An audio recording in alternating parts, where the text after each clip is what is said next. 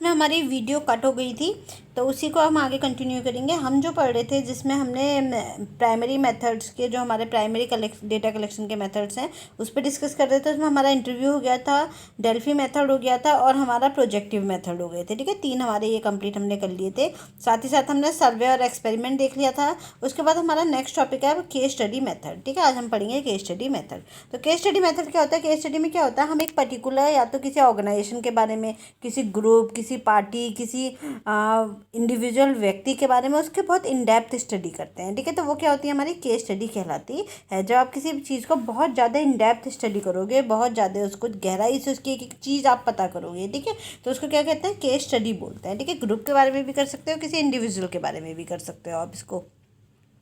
तो इसमें क्या है, केस स्टडी को हम किस में यूज़ करते हैं? Study use in social science. Generally हमारी केस स्टडी किस में यूज होती है? जो सोशल साइंस की रिसर्च होती है, बिहेवियर साइंस की रिसर्च होती है, उनमें हमारी केस स्टडी को हम यूज़ करते हैं। ठीक है, फिर नेक्स्ट है इसमें, ये हमारा क्वालिटेटिव एनालिसिस है। ठीक है, क्वालिटेटिव एनालिसिस इसमें होता है गैदर जो आपके इन्फॉर्मेशन है वो आप सभी इन्फॉर्मेशन सोर्सेज से आप इन्फॉर्मेशन को गैदर करोगे। मतलब जो भी आपने केस स्टडी का टॉपिक लिया है कि मैं क्या करूँगी, दिल्ली यूनिवर्सिटी का, ठीक है, जो case study of Delhi university में जितनी भी यूनिवर्सिटीज़ चल रही हैं उनकी सारी यूनिवर्सिटीज़ का कितने अच्छे से उनकी पढ़ाई होती है, क्या रेगुलर क्लासेस होती है, किस तरीके की उनकी फैकल्टी है, स्टूडेंट क्या क्या अचीव करते हैं, उनकी क्या कौन सा करिकुलम वो फॉलो करते हैं, एग्ज़ाम किस पैटर्न पे होता है, हर चीज़ में उसकी एक इन डेप्थ स्टडी सभी सोर्सेज से इकट्ठा करूँगी। ठीक है, फैकल्टी से भी, स्टूडेंट से भी, और जो वहाँ के वर्कर हैं सबसे भी, वहाँ के रेसिडेंशियल हैं उनसे भी, हर किसी से मैं ये इकट्ठा करूँगी सोर्सेज। ठीक है, पूरी इन्फॉर्मेशन गैदर करूँगी। Complete and careful observation of social unit. ठीक है, a person, a family, institute और कल्चरल ग्रुप और कम्युनिटी, मतलब सभी जगह से, सभी सोर्सेज से आपको क्या करना है, एक कंप्लीट और केयरफुल इन्फॉर्मेशन आपने इकट्ठी करनी है। ठीक है, इकट्ठे इन्फॉर्मेशन आप किसी भी मेथड से इकट्ठी कर सकते हो। इन्फॉर्मेशन आप हो सकता है ऑब्जर्वेशन मेथड से यूज़ कर लो, या आप क्वेश्चन मेथड से, इंटरव्यू मेथड से, वो आपका मेथड है, आप किसी भी मेथड से केस स्टडी में ऑब्जर्वेशन स्टडी जो है वो आप कर सकते हो। ठीक है, complete and careful observation of social unit. Social unit का एक कंप्लीट और केयरफुल ऑब्जर्वेशन, ठीक है, किसी एक पर्सन का, किसी एक व्यक्ति का, किसी इंस्टीट्यूशन का, या किसी एक कल्चरल ग्रुप का या कम्युनिटी का, किसी का भी हम इसमें केस स्टडी ले सकते हैं। जैसे कि मैं देखूँ कि एक पर्टिकुलर जो आपका रिलीजन है उस पर किस तरीके की प्रैक्टिसेस जो है वो फॉलो हो रही हैं, तो हमारा क्या होगा, कल्चरल ग्रुप पे स्टडी हो जाएगी। तो उसकी इन डेप्थ स्टडी, बहुत गहराई तक जाके एक एक चीज़ की मैं डिटेल में स्टडी करूँ। इसका एग्जाम्पल हो सकता है case study of Delhi university. ठीक है, इन डेप्थ स्टडी है, ये बहुत डिटेल में आपको इन डेप्थ जा करके इसमें स्टडी करनी होती है, बहुत गहराई तक आप इसमें स्टडी करते हो। ठीक है,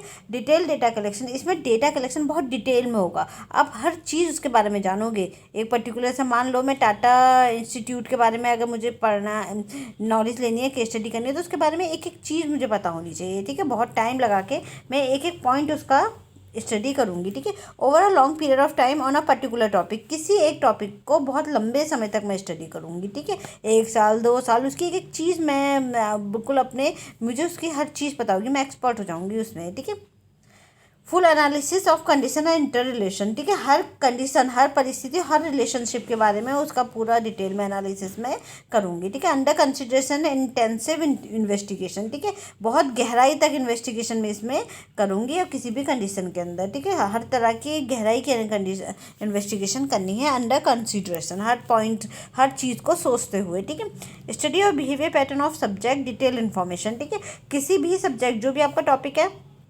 उसको बहुत डिटेल में जाके आपको स्टडी करनी है, और डिटेल इन्फॉर्मेशन आपको इसमें गैदर करनी है। तो केस स्टडी क्या है, केस स्टडी बहुत इन डेप्थ स्टडी है किसी भी चीज़ की। इसे हम क्लिनिकल भी बोल सकते हैं। ठीक है, क्लिनिकल स्टडी भी आप इसको कर सकते हो, क्योंकि इसमें क्या करते हैं, हम हर चीज़ बहुत ही गहराई तक जा करके स्टडी करते हैं। ठीक है, फिर एच ओडम ने बोला था, ओडम ने क्या बोला था कि ये केस स्टडी क्या एक टेक्निक है, full life of individual and event, मतलब किसी भी व्यक्ति के बारे में और इवेंट के बारे में आपको पूरी जानकारी इकट्ठी करनी है, उसका डीपली एनालिसिस करना है, उसके बारे में एक एक चीज़ आपको एनालाइज करनी है। Relationship between event and individual life. ठीक है, आप इसमें ये भी देख सकते हो कि relationship between event and individual life, किसी पर्टिकुलर व्यक्ति का के जीवन का और जो इवेंट्स हुए हैं, जो उसके जीवन में घटनाएं घटती है, उसका क्या रिलेशनशिप है, ठीक है। इंडिपेंडेंट वेरिएबल और डिपेंडेंट वेरिएबल के बीच में आप बहुत डिटेल में स्टडी कर सकते हो, ठीक है। इसमें केस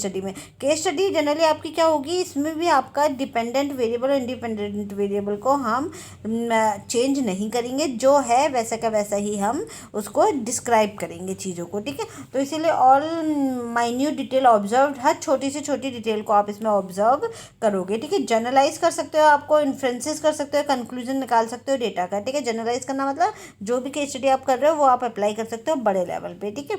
और इन्फ्रेंस करते हो, इससे आप कंक्लूजन निकाल सकते हो, आपने डिटेल में केस स्टडी की है तो। Example of descriptive case study, ठीक है। ये आपका केस का एग्जाम्पल क्या हो सकता है केस स्टडी का, डिस्क्रिप्टिव, जिसमें क्या हम कर रहे हैं, डिस्क्राइब कर रहे हैं केस स्टडी को, ठीक है। हर चीज जो भी आपने टॉपिक लिया है उसको ऐसा का ऐसा ही आपने क्या करो, डिटेल में डिस्क्राइब करो। Case study can be explanatory, descriptive and exploratory. Case study explanatory भी हो सकती है, डिस्क्रिप्टिव भी हो सकती है और एक्सप्लोरेटरी भी हो सकती है, ठीक है। हाउ एंड वाई, ठीक है। इसमें हम ये देखते हैं कि क्या हुआ है और कैसे हुआ है। एक्सप्लेनेटरी केस स्टडी में आपका क्या है, हाउ एंड वाई, ठीक है। एक्सप्लेनेटरी केस स्टडी में आप देखोगे जिसमें हम क्या निकालते हैं कि क्या हुआ है और कैसे हुआ है, ठीक है। Relationship between independent variable and dependent variable, ठीक है। इसमें हम एक्सप्लेनेटरी में हम रीज़न निकालते हैं ना, कॉज एंड फैक्ट वाला, ठीक है। इसमें हम क्या निकालेंगे, रीज़न निकालेंगे कि कोई भी चीज़ हुई है तो वो क्यों हुई है, एक वेरिएबल दूसरे वेरिएबल को कैसे इफ़ेक्ट कर रहा है। अल्कोहल फैमिली में बच्चों की एजुकेशन को कैसे इफ़ेक्ट कर रहा है, ठीक है। तो ये हम इसमें देखेंगे, ठीक है। तो एक्सप्लेनेटरी में हम क्या कहते हैं, कॉज एंड इफेक्ट रिलेशनशिप देखते हैं। ये हमने एक्सप्लेनेटरी रिसर्च है उसमें हम ये वाली केस स्टडी लगा सकते हैं, ठीक है। डिस्क्रिप्टिव रिसर्च में हम डिस्क्राइब करेंगे एज इट इज़, यहाँ पे हम रीज़न नहीं फाइंड करते, ठीक है। ऐसा हुआ है तो क्यों हुआ है ये हम नहीं देखेंगे, जो हो रहा है बस उसको ऐसा कैसे ही हम डिस्क्राइब कर देंगे डिस्क्रिप्टिव केस स्टडी में। ये सब वही टाइप्स हैं जो हमने टाइप्स ऑफ रिसर्च पढ़े थे, ठीक है। एक्सप्लोरेटरी रिसर्च में व्हाट एंड हु, ठीक है, क्या और क्या कौन है जिसमें, ठीक है। एडिशनल मेथड को इस्तेमाल करता है एज अ बिगनर्स, ठीक है। एक्सप्लोरेटरी केस स्टडी हम कब लगाते हैं, बिगनर्स की तरह लगाते हैं। जब हम स्टार्टिंग में केस स्टडी करते हैं तो हम एक्सप्लोरेटरी लगा सकते हैं इसमें, ठीक है। व्हाट एंड क्या हुआ है और कौन कर रहा है, ठीक है। हु, इसमें एडिशनल मेथड को इस्तेमाल कर सकते हैं, जैसे इंटरव्यू मेथड हो गया, क्वेश्चनर मेथड हो गया और एक्सपेरिमेंट्स मेथड हो गया। केस स्टडी के साथ साथ आप ये वाले मेथड भी यूज़ कर सकते हो, ठीक है। अब important characteristic of case study. अब केस स्टडी के जो इम्पोर्टेंट कैरेक्टरिस्टिक्स हैं, ठीक है। क्या क्या है इम्पोर्टेंट कैरेक्टरिस्टिक, एक तो इंटेंसिव स्टडी है। ये क्या है, इंटेंसिव स्टडी मतलब बहुत गहराई तक जा कर के हम इसमें स्टडी करते हैं। तो आपको पता है कि बहुत गहराई की स्टडी, आपको हर चीज़ के बारे में पढ़नी है, कोई भी पॉइंट आपका छूटना नहीं चाहिए। तो एक तो गहराई की स्टडी है ये। Comprehensive study of any condition, किसी भी परिस्थिति की, यूनिट की, सिचुएशन की, ठीक है। और इंडिविजुअल एंड सिलेक्शन यूनिट की, सिलेक्टिव यूनिट की, जिसको भी आपने सिलेक्ट किया है या तो आपको ने कोई ग्रुप ढूंढा है, कोई रिलीजियन ग्रुप हो सकता है, कोई आपने कोई पर्टिकुलर ऑर्गेनाइजेशन पे आप काम कर रहे हो या किसी पर्टिकुलर इंडिविजुअल पे आप काम कर रहे हो, अकेले व्यक्ति पे आप काम कर रहे हो, उसकी केस स्टडी कर रहे हो। तो आपको क्या है, ये बहुत गहराई तक आपको उसको कॉम्प्रहेंसिव मतलब बहुत डिटेल में आपको स्टडी करनी है। स्टडी इन माइन्यूट डिटेल, ठीक है। हर चीज़ की छोटी छोटी डिटेल भी आपको स्टडी में इंक्लूड करनी है। Long term and helpful in draw inferences, ठीक है। एक तो बहुत समय लेती है ये बहुत, क्योंकि आपको एक एक चीज़ स्टडी करनी है तो उसमें टाइम ज़्यादा लगेगा। दूसरा, आप इसमें कंक्लूजन इन्फ्रेंसेस यानी कि कंक्लूजन को भी इंक्लूड कर सकते हो। Gather information, gather all aspect of life, ठीक है। सभी एस्पेक्ट ऑफ लाइफ के क्या करते हैं इसमें इंफॉर्मेशन को ये गैदर करता है। मतलब आपके जो भी आप ऑर्गेनाइजेशन का आपने टॉपिक लिया है, जिस भी बारे में आप केस स्टडी कर रहे हो, उसकी एक एक पैटर्न को, एक एक पॉइंट को, एक एक जो उसका हर एस्पेक्ट है उसको आपको डिटेल में स्टडी करनी है। आपका परसेप्शन का क्लियर व्यू देता है। परसेप्शन का आप बहुत डिटेल में स्टडी करते हो तो बहुत सी चीज़ें आपके दिमाग में क्लियर हो जाती हैं, तो क्लियर विजन आपको आ जाता है, ठीक है। Helpful in knowledge gain, knowledge को गेन करने में ये हेल्पफुल होता है, ठीक है। Use as a systematic field research techniques, इन सब चीज़ों में ये यूज़ होता है। जैसे सोशियोमेट्रिक हो गई आपके, एंथ्रोपोमेट्रिक हो गया, हिस्टोरियंस हो गया, नॉवल्टी हो गया, ड्रामेटिस्ट हो गया और मैनेजमेंट प्रॉब्लम, इन सब चीज़ों में हम इसको एंथ्रोपोलॉजिस्ट, ठीक है। इन सब ये सारे सब्जेक्ट्स हैं जिन सब्जेक्ट्स में हम केस स्टडी मेथड को यूज़ कर सकते हैं, ठीक है। तो इन सब में अगर आप इन सब्जेक्ट में देखोगे तो आप भी इसके केस स्टडी वाले रिसर्च आप कर सकते हो। लोग करते हैं रिसर्च, 5 लोगों को ले लेते हैं, उनके बारे में एक डिटेल करके और बहुत डिटेल्ड स्टडी से वो रिसर्च कर देते हैं, ठीक है। लेकिन इसमें आप बहुत बड़ा डेटा नहीं ले सकते, क्योंकि अगर केस स्टडी में बहुत बड़ा डेटा ले लोगे तो पॉसिबल नहीं होगा, सालों साल चलेंगे। तो डेटा आपको इसमें कम लेना पड़ेगा, कम लोगों का सैंपल लेना पड़ेगा, मतलब सैंपल आपको कम लेना है, सॉरी डेटा नहीं, सैंपल आपको कम लेना है। बहुत बड़े लेवल पे अगर आपको बहुत बड़े लेवल पे रिसर्च करनी है तो वो केस स्टडी नहीं हो सकती, ठीक है। अब है faces of case study. Faces of case study में क्या है, आपको सब्जेक्ट का पता लगाना, ठीक है। आपको क्या करना है, अपने टॉपिक का पता लगाना है कि किस पे आपने काम करना है, ठीक है। Recognisation and determination of study, ठीक है। जो भी आपकी डिटर्मिनेशन है और जो स्टडी है उसको पहचानना, ठीक है। रिकग्नाइज करना है कि आपको आखिर प्रॉब्लम क्या है, क्या किस चीज़ का आपको समाधान निकालना है, उसको बिल्कुल निर्धारित कर देना। Collection of data, examination and history of the given phenomena, ठीक है। डेटा को कलेक्ट करना है, examination and history of the given phenomena, ठीक है। आपका जो डेटा है उसको कलेक्ट करोगे, उसको एग्जामिन करोगे, ठीक है। और जो भी आपने उसको दिया है, उसका जो भी आपकी घटनाएं हैं उसके साथ उसको एसोसिएट करोगे, ठीक है। Diagnosis and identification and causal factors, ठीक है। आप क्या करोगे, डायग्नोस करोगे, आइडेंटिफाई करोगे, कॉजल फैक्टर्स निकालोगे। आप उस जो भी आपकी केस स्टडी हो उसको उसका फिर डीपली एनालिसिस करोगे उसको, ठीक है। डायग्नोस करोगे, उसको पहचानोगे, उसमें उसको आइडेंटिफाई करोगे, उसमें आप कॉज के फैक्टर्स आप उसमें निकालोगे। Remedial measure from gained knowledge, ठीक है। जो आपको मिली हुई नॉलेज है उससे आप क्या करोगे, रेमेडियल नॉलेज मेजर को निकालोगे, ठीक है। फिर आप उसमें से चीज़ें जो आपको निकल के आ रही है, आपकी जो केस स्टडी का जो फाइनल रिजल्ट है वो निकल के आओगे। फिर आप उसमें फॉलो अप करोगे प्रोग्राम्स को, ठीक है। जो भी प्रोग्राम है आपका लास्ट में उसको क्या करना है, फॉलो अप करना है जो आपने बनाया है केस स्टडी, ठीक है। फेजेस हैं केस स्टडी के, पहले सब्जेक्ट का पता लगाना, फिर उसको रिकॉग्नाइज करना, डिटरमाइन करना, फिर डेटा का कलेक्शन करना, फिर उस कलेक्शन किए हुए डेटा को डायग्नोस और आइडेंटिफाई और कॉजल फैक्टर्स निकालना उसमें से, फिर remedial measure from gained knowledge, जो भी नॉलेज आया उसमें से जो आपके मतलब की चीज़ें उनको निकाल लेना और फिर प्रोग्राम को फॉलो अप करना। तो ये सारे क्या थे, ये हमारे टाइप्स थे रिसर्चेस के, ठीक है। तो रिसर्चेस के जो हमारा प्राइमरी डेटा कलेक्शन की ये सारी टेक्निक्स थी। अब हमारा नेक्स्ट टॉपिक है इसी में डेटा एनालाइज करना। तो डेटा एनालाइज करने के लिए हम क्या क्या यूज़ करते हैं, फिर आपके पास डेटा आ गया तो आप डेटा को एनालाइज भी तो करोगे ना, तो उसके लिए हम क्या क्या चीज़ें यूज़ करते हैं, ठीक है। तो डेटा एनालाइज करने के लिए हमारा analyse of data and draw conclusion. अब जो डेटा आप कलेक्ट करके ले आए हो आपके पास वो क्या है, रॉ मटेरियल है, ठीक है। रॉ मटेरियल है तो अभी वो हमारे किसी यूज़ का नहीं है, हमें क्या करना होगा, उसको क्या बनाना होगा, उसको उसमें से आंसर्स निकालने होंगे, ठीक है।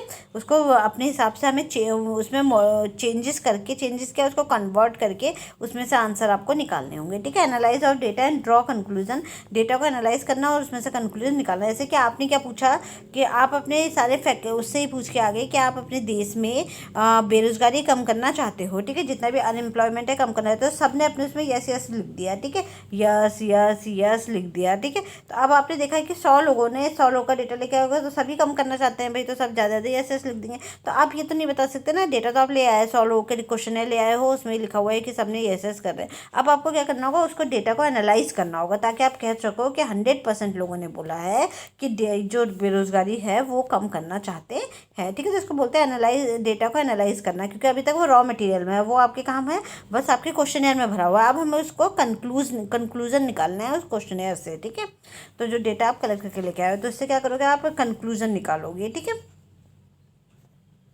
फिर है आपका इसमें डेटा को इवेल्यूएट करना, उसको एनालिसिस करना, इवेल्यूएट करना, ठीक है, समझना डेटा के जो भी है उसकी एक मास्टर शीट्स बनाना, उसमें से अपने आंसर्स को निकालना। Find out value of data, data की वैल्यू को निकालना, ठीक है। डेटा की जो भी आप डेटा लेके आए हो कलेक्ट करके, आप उसको कंक्लूड करोगे, उसमें से आप अपनी वैल्यू निकालोगे। केयरफुल एग्जामिनेशन, एनालिटिकल रीजन और logical unit of collected data, ठीक है। जो भी आपका डेटा आया है, कलेक्ट होकर डेटा आया है, उसको केयरफुल एग्जामिन करोगे, उसमें रीजनिंग लगाओगे, लॉजिक्स लगाओगे, ठीक है, उस डेटा को, तब जाके उसमें से आपका आंसर निकल के आएगा, ठीक है। तो मेथड्स ऑफ डेटा कलेक्शन के 2 मेथड्स हैं, एक है क्वालिटेटिव एनालिसिस और एक है क्वांटिटेटिव एनालिसिस, ठीक है। क्वालिटेटिव एनालिसिस और क्वांटिटेटिव एनालिसिस। तो क्वालिटेटिव एनालिसिस में क्या है, analysis of data from observation, words, pictures and symbols, ठीक है। तो ये क्या है, ये आपका एनालिसिस ऑफ डेटा है, जो आपका analysis of data from observation words, picture और सिंबल्स। देखो क्वालिटेटिव में क्या आएगा, क्वालिटेटिव में जो भी चीज़ें हैं, जो क्वालिटेटिव डेटा हम कलेक्ट करके लेकर आए उसको एनालिसिस करेंगे। जैसे कि मान लो आपके पास क्या है, यस यस यस लिखा हुआ है, तो यस क्या है, ये क्वालिटेटिव डेटा है, क्योंकि इसे वर्ड्स में नहीं कर सकते ना हम, तो सॉरी अंकों में नहीं कर सकते ना, वर्ड्स आए हैं हमारे, तो वर्ड्स को हमें किस में कन्वर्ट करना होगा, अंकों में कन्वर्ट करना होगा पहले, तब हमें पता लगा कि इतने यस आए थे। ठीक है, समझ में आया इतना। फिर हमारा जो क्वालिटेटिव डेटा है, इसमें हम डेटा एनालाइज करेंगे ऑब्जर्वेशन को। जैसे मान लो मैं देख रही हूँ कि बच्चों को बहुत किस कंडीशन में बच्चे बहुत एग्रेशन कर रहे हैं, ठीक है, एग्रेशन दिखा रहे हैं, तो मुझे कुछ टर्म्स में बना लूँगी कि कब जब उन्हें भूख नहीं लगती, तब भूख लग रही होती है, उन्हें खाना नहीं मिलता, तब वो एग्रेशन दिखाते हैं, या फिर जब उनके मन की नहीं होती तब वो एग्रेशन दिखाते हैं। तो ये क्या है, ये क्वालिटेटिव है, तो ऑब्जर्वेशन के थ्रू मैं पता लगा लूँगी।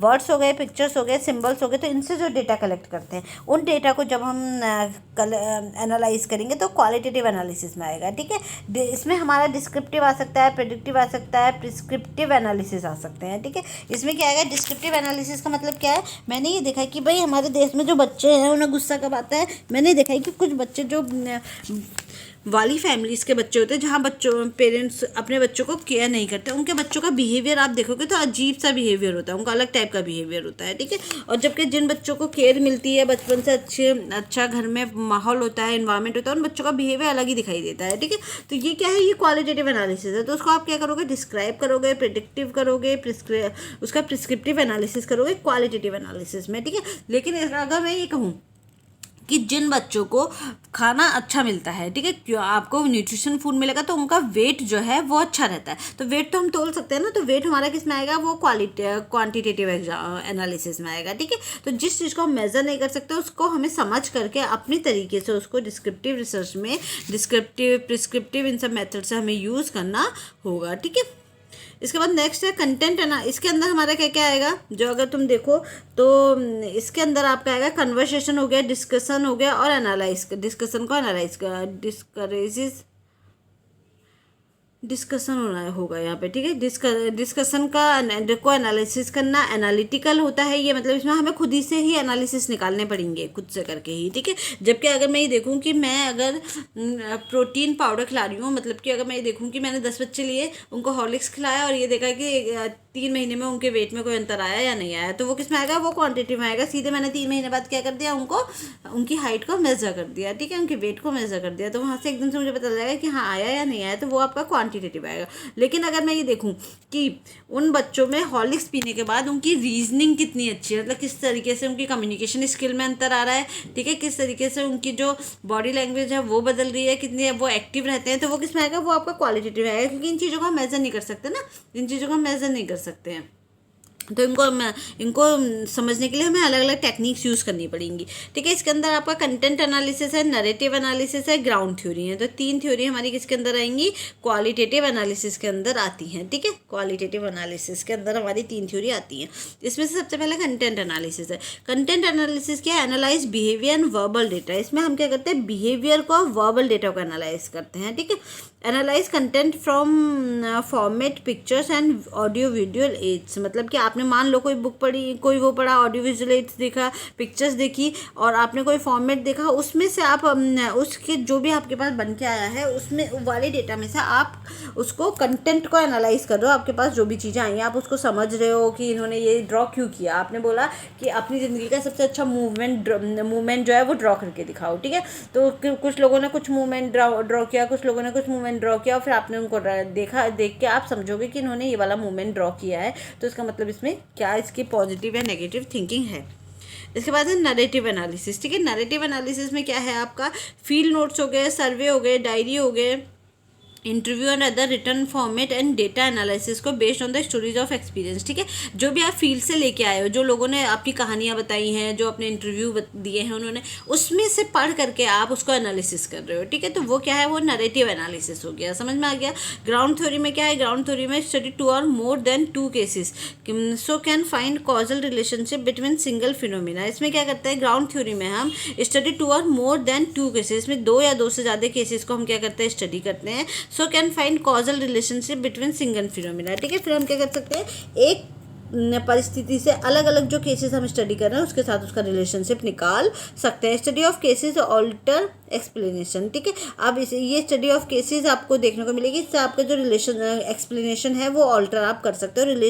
रिसर्चर ऐसे स्टेटमेंट पे पहुंचता है जो सब पर फिट हो। मतलब ग्राउंड थ्योरी में क्या है, आपने 2-3 के स्टडीज़ ली, ठीक है, 2-3 स्टडीज़ ली, आपने केसेस लिए और एक पर्टिकुलर टॉपिक पे, ठीक है, एक पर्टिकुलर टॉपिक पे आपने 2-3 केसेस ले लिए, ठीक है, और आपने कोशिश की कि इन सब का फाइंडिंग जो है वो सेम सा निकल के आए, ठीक है, मतलब कंक्लूजन आपका लास्ट में एक जैसा ही सबका निकल करके आए, ठीक है, मतलब सभी की तरफ से एक ही बात आपको सुनने को मिले, तो वो क्या कहलाएगी, ग्राउंड थ्योरी कहलाएगी, ठीक है।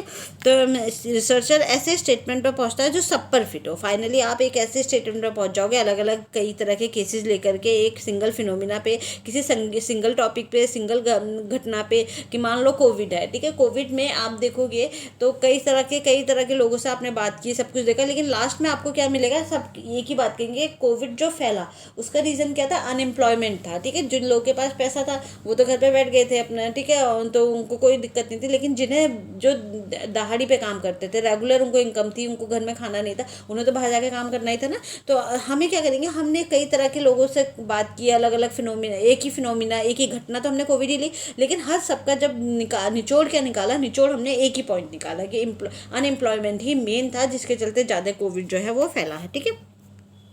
तो इसमें हम क्या करते हैं, ग्राउंड थ्योरी में ज़्यादा केसेस लेते हैं और लास्ट में एक ऐसा स्टेटमेंट बनाते हैं जो सभी सिचुएशन पे फिट हो जाए, ठीक है।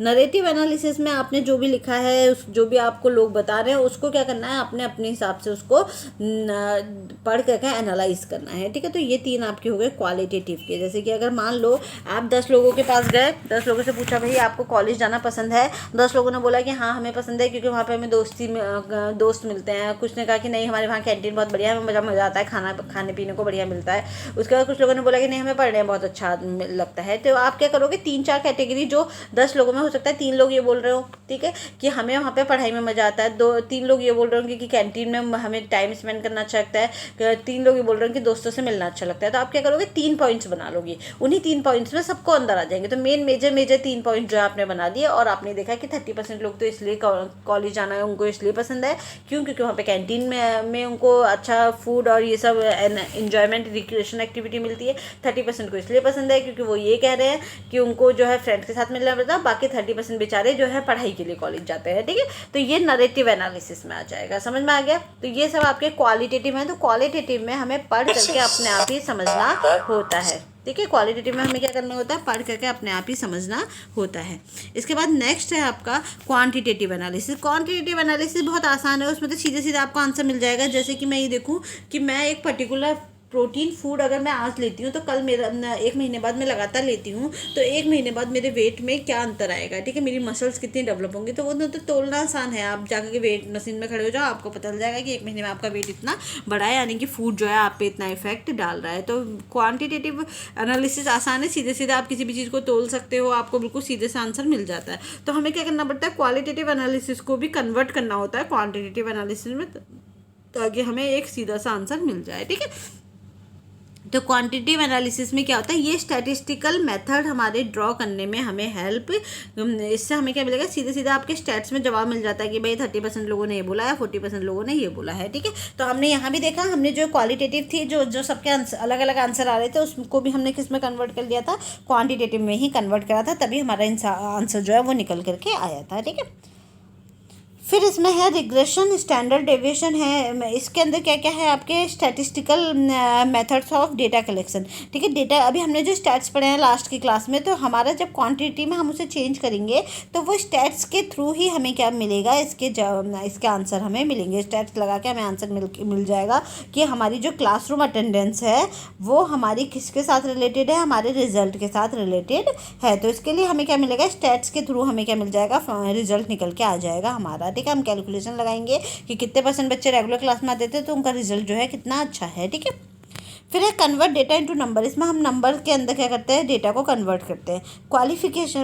क्वांटिफिकेशन ऑफ डेटा, डेटा को नंबर्स में बताते हैं हम, ठीक है, नंबर्स में बता देते हैं कि 30% ये बोल रहे हैं, 20% ये बोल रहे हैं, तो हम उनको नंबर्स में बता देते हैं। जनरलाइज फ्रॉम पॉपुलेशन, ठीक है, पॉपुलेशन हम क्या कर सकते हैं, इसको जनरलाइज कर सकते हैं पॉपुलेशन पे कि 30% ये लोग बोल रहे हैं, तो यानी कि क्या बात हो रही है, हमारे कॉलेज के सारे 30% बच्चे ये बोलते हैं कि उन्हें कैंटीन में बैठना पसंद है। हम उसको इस बात को मान सकते हैं कि हमारा जो सैंपल है वो 30% ये बोल रहा है, तो इसका मतलब पूरा कॉलेज का जो है सभी बच्चों का 30% ये मानता है, ठीक है।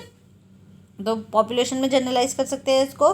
फिर हमारा है collect raw data and transform into numerical data, ठीक है। आप जो भी डेटा लेके आए हो, मान लो आप डेटा लेके आए हो कितने लोगों को कॉलेज जाना पसंद है, तो आपके उसमें 20 लोगों ने बोला पसंद है, बाकी के 80 लोगों ने बोला है कि पसंद नहीं है। तो आपने क्या किया, उसे 20% हो गए आपके जिन्हें पसंद है, तो इसको क्या किया हमने नंबर्स में कन्वर्ट कर लिया, ठीक है।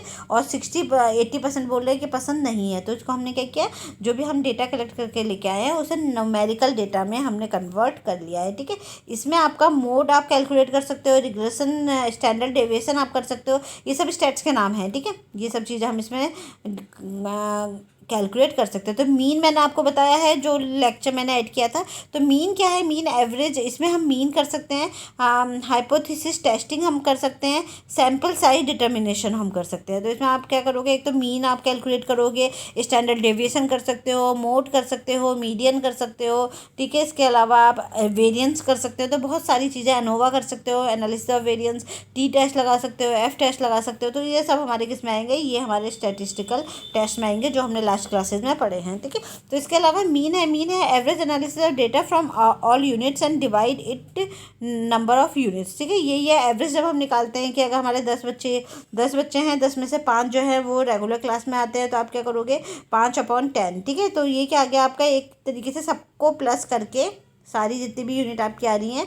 उसको करके क्या कर देना है आपने, टोटल यूनिट से डिवाइड कर देना है, ठीक है। तो ये क्या है, ये आपका मीन है जो हम एवरेज निकालते हैं, ठीक है। जैसे कि मान लो हमारी क्लास में 10 बच्चे हैं, 10 बच्चों के पहले बच्चे के 5 नंबर आए हैं, दूसरे बच्चे के 6 नंबर आए हैं, दूसरे में 7 नंबर आया है, 4 नंबर आया है, 3 नंबर आया है, 2 नंबर आया है, 1 नंबर आया है, ठीक है। 1 2 3 4 5 6 7, ठीक है। 3 नंबर, 4 नंबर और 2 नंबर, ठीक है। तो हमारे जो 10 बच्चे हैं उनके टोटल मार्क्स ये हैं, ठीक है। ये सारे उनके टोटल मार्क्स हैं, कितने में से, 10 में से, ठीक है। तो 10 आउट ऑफ 10 में से वो इतने मार्क्स लेके आए हैं। तो अब आप क्या करोगे, अब आप इनको जोड़ दोगे, ठीक है। इन सबको आप ऐड करोगे, ठीक है। तो इनको ऐड करने के बाद जो भी आपका आएगा, ठीक है, इन सबको आप जब ऐड कर दोगे, मान लो इन सबको ऐड करके हमारा 30 आया, ठीक है। 30 को आप क्या करोगे, 10 से डिवाइड कर दोगे, क्योंकि टोटल बच्चे कितने हैं, 10 हैं। तो आपका 30 आएगा, तो जब इसको डिवाइड करोगे तो आपका कितना आएगा, 3 आएगा। तो आपका एवरेज कितना हो गया, 3 हो गया। तो यही क्या है, ये मीन है, ठीक है। तो मीन को हम इस तरीके से कैलकुलेट करते हैं, ठीक है। तो मीन हमारा एवरेज निकालता है, जो आपको पता ही है, हम पहले देख चुके हैं। हाइपोथेसिस टेस्टिंग हम इसके थ्रू करते हैं, क्वान्टिटेटिव एनालिसिस के थ्रू। इसमें क्या है, हाइपोथेसिस टेस्टिंग में टेस्ट हाइपोथेसिस, प्रूव और डिसप्रूव।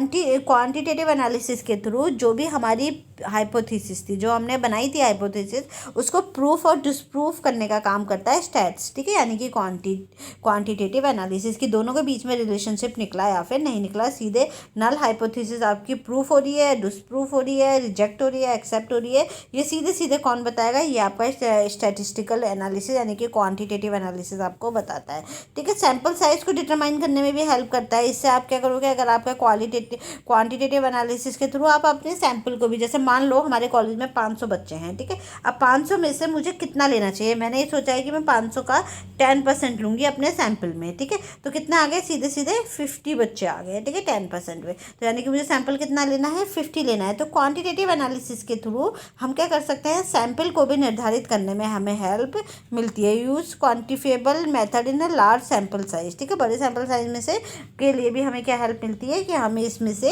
यूज़ कर सकते हैं। तो जो सैंपल में मैंने स्ट्रेटिफाइड रैंडम सैम्पलिंग वाला पढ़ाया था, स्ट्रेटिफाइड रैंडम सैम्पलिंग, वो हम पूरा किसके मेथड से कर रहे थे, क्वांटिटेटिव एनालिसिस के मेथड से हमने उसको कैलकुलेट किया था, ठीक है। तो आज हमारा जो चैप्टर है ये वाला ख़त्म हो गया है, जिसमें हमारा पूरा डेटा एनालिसिस पे हमने बात की है, और साथ ही साथ में टाइप्स ऑफ प्राइमरी डेटा और सेकेंडरी डेटा की हमने बात की है। तो डेटा एनालिसिस का चैप्टर आज हमारा फिनिश हो गया। अब कल से हम नया टॉपिक लेंगे, ठीक है। Thank you everyone, have a nice day.